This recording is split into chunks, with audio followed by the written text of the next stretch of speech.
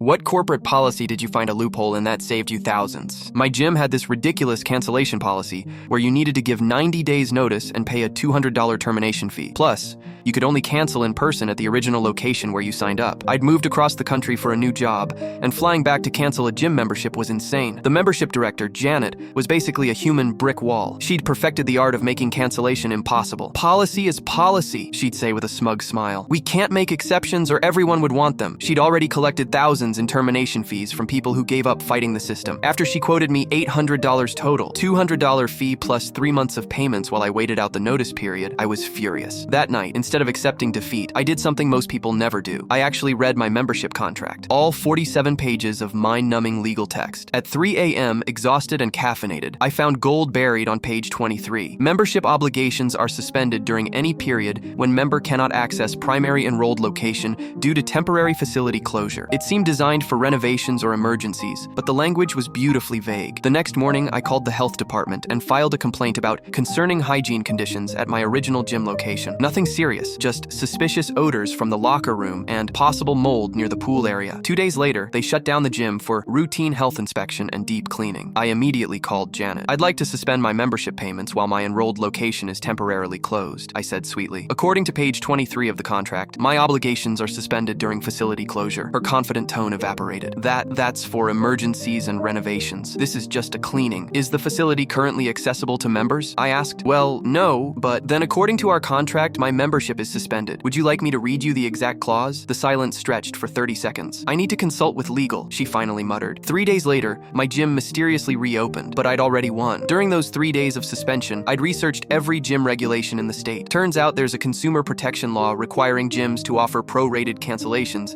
if they change their hours by more than 20% in any given month. My original location had quietly reduced their weekend hours by 6 hours total, exactly 22% of their previous schedule. I called Janet back, armed with this information. I'm exercising my right to immediate prorated cancellation under State Regulation 42.7, I announced.